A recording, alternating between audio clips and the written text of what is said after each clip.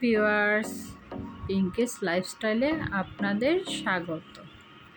আজকে নিয়ে এলাম টক জল সহকারে ফুচকা খাওয়ার রেসিপি। কিভাবে টক জল বানাতে হয়, ফুচকাতে কী কী দিতে হয়, সব নিয়ে আজকে রেসিপিটা। কেমন আছো তোমরা সবাই? তো দেখে নাও ফুচকা তৈরির রেসিপিটা।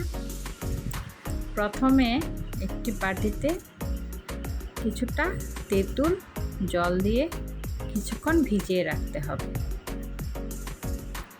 এটা এক সাইডে রেখে এখানে লাগছে 1 চামচ লবণ, 1 পিঞ্চ চাট মশলা, 1 চামচ চিলি ফ্লেক্স, 1 চামচ টেস্টিং সল্ট ও 1 চামচ বিট লবণ।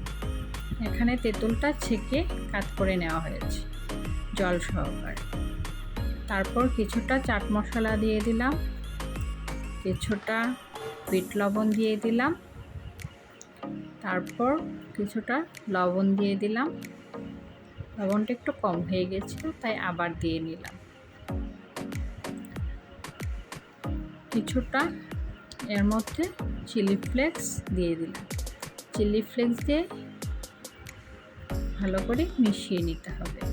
মিশিয়ে নেওয়ার পর কিছুটা ধনেপাতা কুচি করে ছড়িয়ে দিলাম।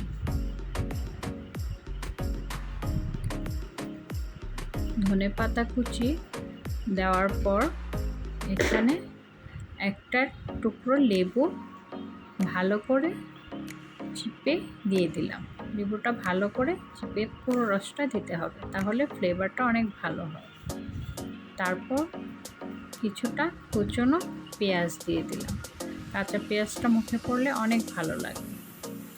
তারপর কিছু কুচি করা শসা দিয়ে দিলাম। শসা দেওয়ার পর গোল করে কেটে দুটো লেবু দিয়ে দিলাম, তাতে দেখার সৌন্দর্যটা ভালো হয়। কিছুটা টুকরো করা কুচো কাঁচামরিচ দিয়ে দিলাম, 1 চামচ চিনি দিয়ে দিলাম, আর কিছুটা টমেটো সস দিয়ে দিলাম, তাতে টেস্টটা অনেক ভালো আসে। তারপর কিছুটা চাট মশলা দিয়ে দিলাম। এখানে ফুচকাগুলো আমি ভালো করে ভেজে নিলাম। দেখুন ফুচকাগুলো কত বড় বড়। তারপর একটা ফুচকা ভেঙে নিয়ে তাতে আগে থেকে মেখে রাখা একটু আলু দিয়ে দিলাম, আলু মাখা। তারপর সেদ্ধ করা কয়েকটা বুট দিয়ে দিলাম। বুটটা দেওয়ার পর এখানে কিছুটা শসা দিয়ে দিলাম কুচনো করা।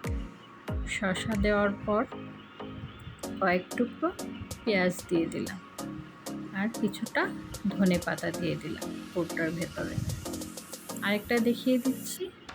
এখানে কিছুটা আলু মাখা নিয়ে নিলাম, কিছুটা বুট সিদ্ধ করা দিয়ে দিলাম, তারপর কিছুটা পেঁয়াজ টুকরো করে দিয়ে দিলাম, আর ভিতরে কিছু শসা টুকরো করে দিয়ে দিলাম, কিছুটা ধনিয়া পাতা দিয়ে দিলাম।